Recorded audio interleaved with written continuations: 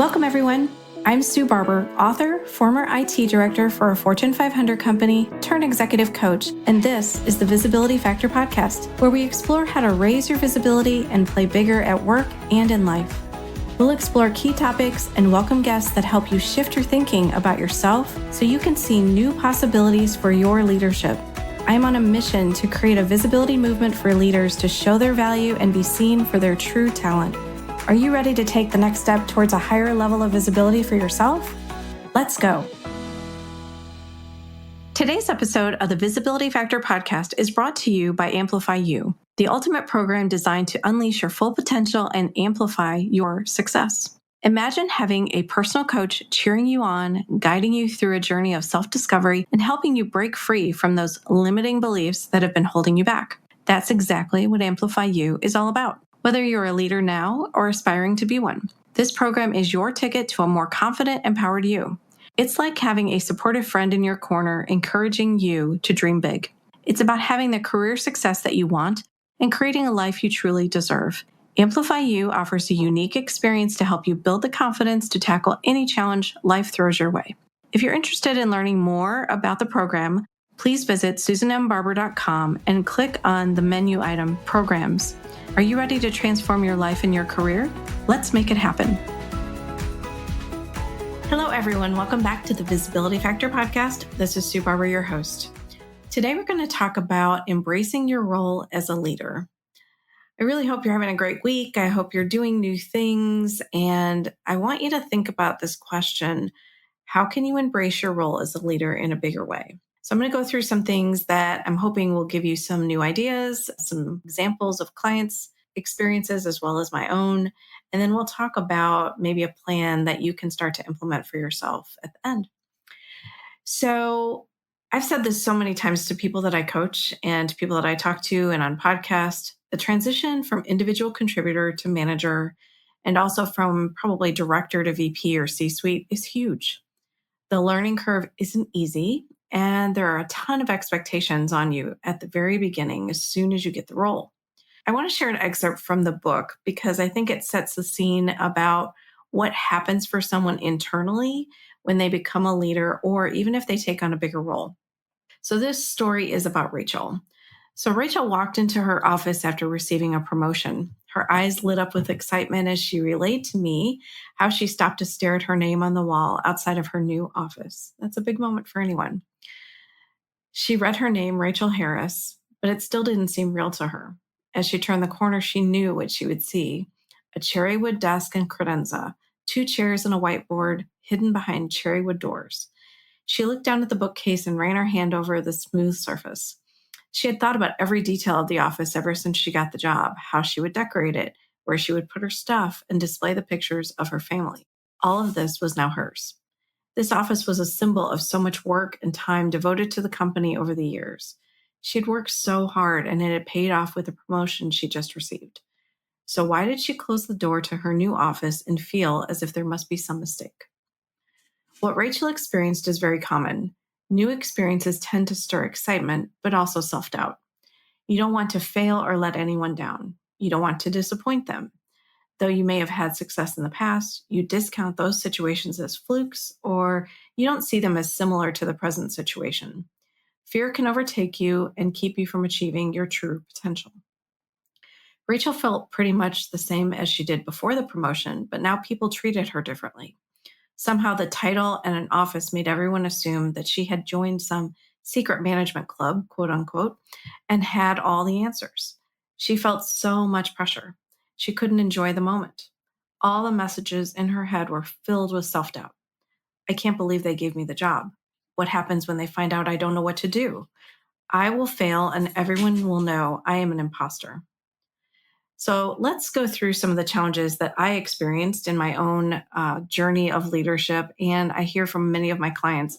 I'm hoping they might help you realize that you're not alone. So just like Rachel, you feel a ton of self-induced pressure to do things well because you just got promoted, and you want them to feel like they made a good decision about you. Your team is looking for guidance and a plan to follow, but you've never done that before because you never had a team before. And so now you got to figure out how to go do that. You're expected to have an understanding of what your team does and what needs to be delivered by your organization. But it feels like you're drinking from a fire hose at first just to take it all in. You have to attend higher level sets of meetings now and be prepared to speak on topics that you aren't super familiar with yet. You have to delegate, develop, and coach your team members so that they can stand on their own. That means you need to assess them in an objective way and determine where they are and where they need to grow and what things they need help with. They need to learn how to make their own decisions and solve their own problems, because one of the secrets is that you're only as strong as the weakest link on your team. So if they are not at a place where they can stand on their own and you can delegate to them, then you always have to be there to help support them. You have to influence others and manage up in a much bigger way to your manager and be able to learn information from others. So you have to also spend time doing that instead of maybe the things that you used to do, the things that were more things that you could check off your list. You have to spend time learning information, sharing what you and your team are doing with others. And you need to have a bigger network of leaders to rely on for conversations and support. Check out the last episode I did, episode 139 on relationships make the difference. Of course, that's not a complete list, but you get the picture. It is a huge transition to navigate, and the pressure to do it well is real. What makes this difficult is that there is a big assumption that others have of you when you get promoted that we need to just put out there and say it out loud. They assume that you will do well simply because you are a great individual contributor. And somehow they feel like that's going to translate into becoming a great manager. Now, do you have a lot of great skills because of you were an individual contributor who did well? Of course you do. But being a manager of people and managing big programs takes different skills. And you haven't had a chance to maybe grow those yet. So we want to just help you understand that it's okay. You don't have to know everything day one, but recognize that this is a big leap to take. Leading yourself is one thing. Leading others and getting work done through others requires different skills and trust in yourself. Those skills aren't there when you begin this new journey. Here's why this is a challenge. Your identity changes when you accept a promotion. You are no longer the leader who does everything anymore. Here are a few things that are going to change for you that I wanted to share. This is not an all-inclusive list by any stretch, but I think it'll give you some ideas. Getting work done. The work needs to get done through others now, not through you, which means you need to be able to motivate your team and trust in them to do the work. Trust. Letting go of how things get done and focusing on outcomes is a challenge. They won't do things the same way you do, and they think differently than you do. So aligning with them about what your expectations are on outcomes is important. You are not sure how to let go and trust that they won't fail, which might reflect on you. Those are real things that you have to think about and be prepared for. Your focus each day will shift. Your to-do list won't be the same as it used to be. So you might have had a set of deliverables, things that you used to do, but now your to-do list is about having conversations, influencing, motivating, planning, thinking, and supporting your team. Those things are not a one and done list. So you feel like you aren't accomplishing the same things. And at the end of the day, you look back and think, wow, I didn't cross anything off my list. Well, accept that, because that is the reality that you are now working in. That is not going to be a to-do list that you can just cross things off.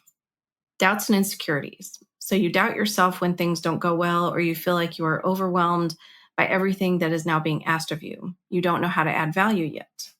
So just recognize that you're just trying to wrap your hands around everything that you have and everything you need to learn, and you don't have to have it all perfect yet. But at some point, we need to help you understand how to add value, how to take this new role and really leverage it. Leading a team. Every person on the team is different and may have different needs. Some are independent, some aren't. Some have great experience while others are limited in what they can do. Some are strong and others lack capabilities needed for the role. You need to understand each of them, what motivates them, how they do things.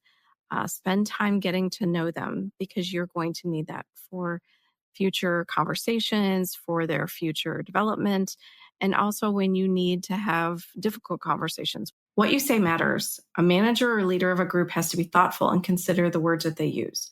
The things that you say have more weight now, and they may be taken as direction to go do something versus you just were sharing a random thought. You can inspire people or demotivate them with one sentence. So be aware of what you say. You're given a lot of credibility simply because you have a title that you have to recognize and ensure that you don't abuse it. So let me share some perspectives here if you can relate to any of these things that I just shared. And these things happen whether you are new to a role or maybe you've been in a role as a leader for a while. So the transition's the same for everyone. If you've never led a team, it's a steep curve and it isn't easy. But even if you've led a project team, you might think, oh, well, that's similar. I've led a project team, but it isn't the same. And this is why so many leaders struggle. It takes time to go through this learning journey to be a great leader. And I want you to know it never ends.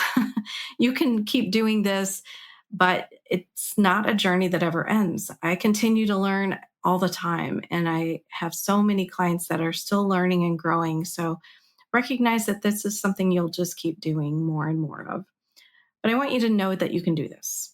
I know it may sound like there's a lot of challenges, but this is where you can ask for help. So look to your manager, peers, mentors, maybe even a coach. I couldn't have done it without any of those people helping me. All of them came together as my little village to help me become a better leader at the time. And now I've continued to grow and invest in myself to keep doing more of that. So, in my experience, I'm just going to go through a quick piece here for you to understand what happened for me as I progressed. So, in my experience, I started with leading really small teams. I would call them more team leader roles. People on my team were maybe 1 to 3 direct reports, but the delivery of the work was where the real focus was. I didn't have the true title of their manager.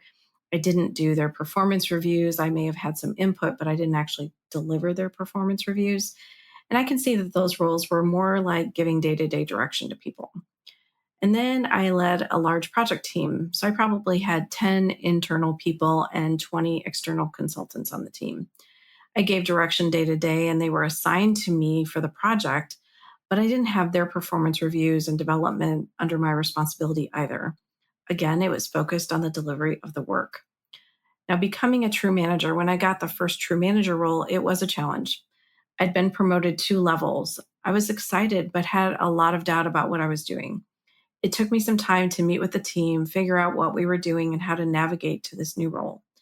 I had 7 direct reports who I'd worked with for a while, so I knew them and I knew their roles because I'd been promoted from within the team. But that brought its own set of challenges. Anyone who's ever been promoted from a team of peers and now becomes their manager knows that it's not easy. So I knew their work, but I had to navigate the people side of leading. And then moving into a director role, that brought a whole new set of challenges. Higher expectations, influence on a greater level, incredibly large deliverables for the program in North America and then globally. I was leading managers of people now versus individual contributors, and I had a much bigger team. I think I had maybe 38 to 40 people altogether, and 5 of them were direct reports. I was also leading a large set of consultants too, strategic consultants as well as technical consultants. This level opened up the doors to bring a whole different level of understanding of the word politics as well. And to be successful, you need to learn how to play that game. So it was a crazy time, along with having a family and 3 little kids to go with it as well. Now, as a coach, I see so many of my clients taking this journey. When I see them struggling in areas that I also struggled in, I know it is tough. I want them to know that I was able to make these transitions and they can too. Sometimes when you feel like you're defeated and you don't know what to do, you just need to hear that someone understands you, believes in you, and is going to be there to help you through it. So let me share a quick client story with you. One of the things that I do when they start telling me experiences or what they're going through is I listen for the language that they use to describe themselves and the challenges that they're facing. There's always reasons why things happen below the surface, but it sometimes requires deeper questions. So in this person's case, her need, or what she said her problem was time management. I'm not good at time management. I need help with that. And so she just felt like if she could manage her time, things would be so much better for her. So I asked her to share where she was spending her time. She has 7 direct reports and weekly meetings with them and a weekly staff meeting, which equates to almost 20% of her time each week. The deeper we got into conversation, the real truth came out. Time management was just a symptom of a deeper issue.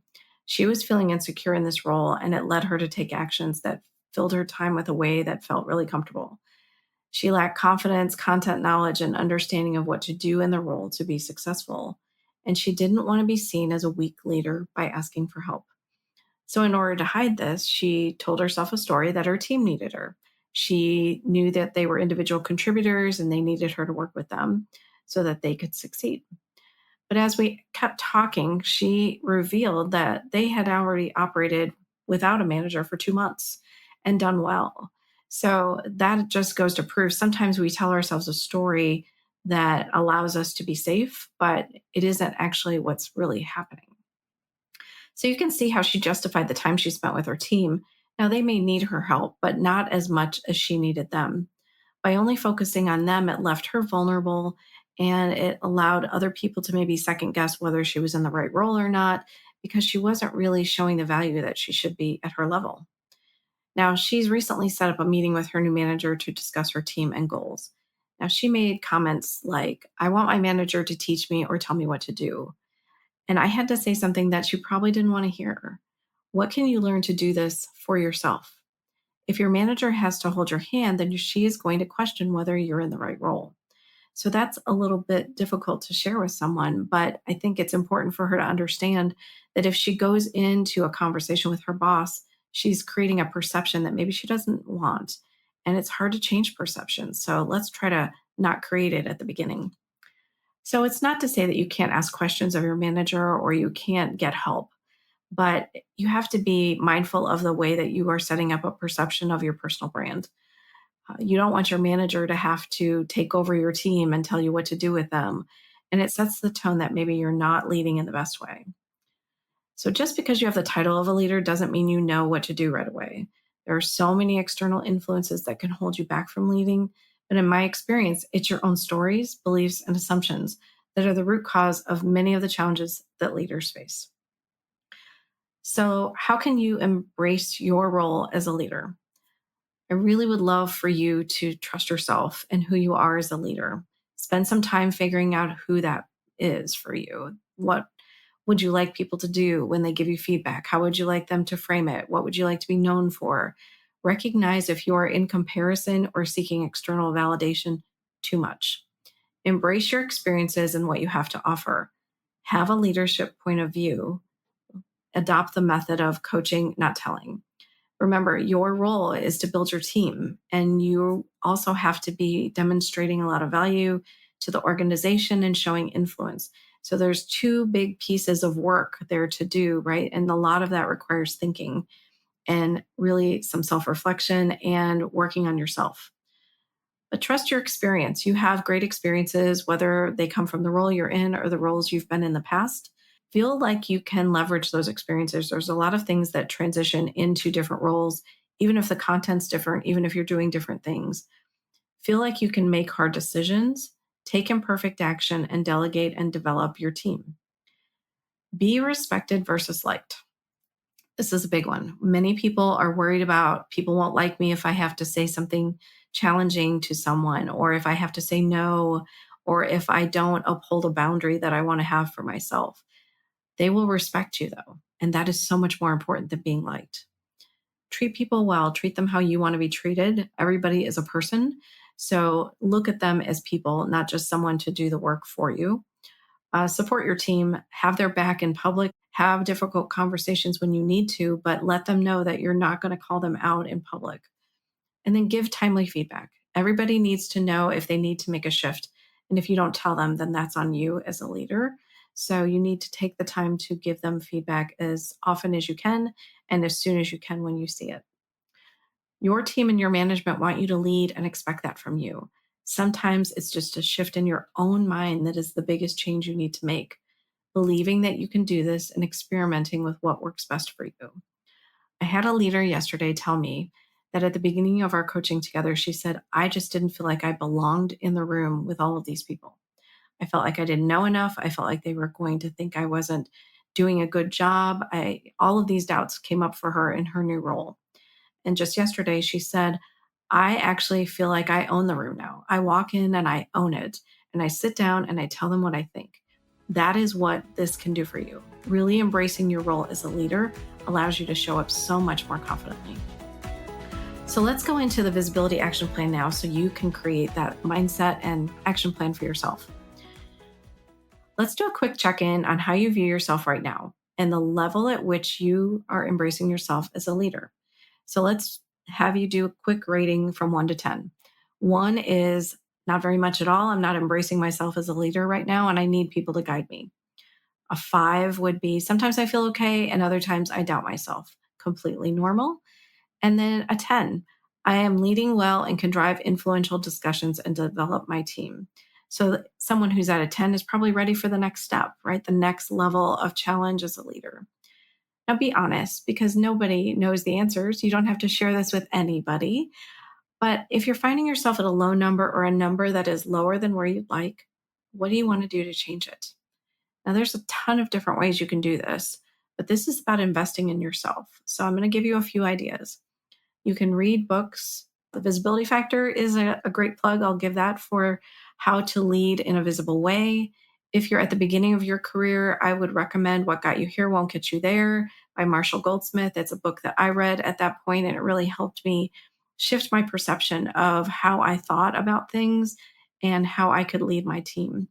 If you're further along in your career, Dare to Lead by Brené Brown is a great book of her own journey of leadership, and she shares a lot of great ideas in there that I really have admired and used for myself. You can listen to this podcast, other podcasts, anything that you want to learn about. There's probably a podcast out there for it. Find a mentor, find a coach, learn from a peer, learn from your own team. If they're doing great work, learn from them. Don't take them for granted because they have a lot of knowledge. Take training sessions in person and online. And these training sessions can be paid, they may be unpaid. Don't let money get in the way of doing some of this stuff. There's a lot of great things out there that don't cost a lot of money. Udemy has courses, Coursera has courses. There's a lot of great things out there that you can leverage.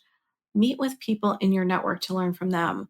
I've learned so much from so many of the people that I've worked with along my path in my career and now in this world as well. There are so many people that are doing great things, so take the time to learn from them. But one of the things that I think is most important here is reflect on why you aren't embracing yourself as a leader. Really sit with that question. There is something holding you back, and it isn't all just because you don't know the content. Some of it is your own thinking about yourself and your capabilities. Don't wait for someday to start working on this. Invest in yourself right now. This is a journey to help you grow as a leader no matter what level you are. And I really want you to embrace yourself as a leader and recognize, just like my client did, that she could go into a room now and really own it. I would love for you to be able to do the same. If I can help you in any way, connect with me on LinkedIn or through email if you want my support. I want you to be bigger than you are today because you have all of the potential in your career to do that. And now you have some time to think about how to do it and make some actions happen for yourself so you can be that person who's embracing themselves as a leader. Thanks so much for joining today on the Visibility Factor podcast, and we'll catch you on the next one. Thanks so much for listening to the Visibility Factor podcast. Remember that visibility starts with small steps that are intentional and consistent each day. Be bold, be visible, be the leader you were meant to be. Find us and subscribe on Apple Podcasts, Spotify, and wherever else you listen to podcasts. Follow us on all of our social media platforms, which are highlighted in the show notes. Thank you for listening, and we'll see you next time on the Visibility Factor podcast.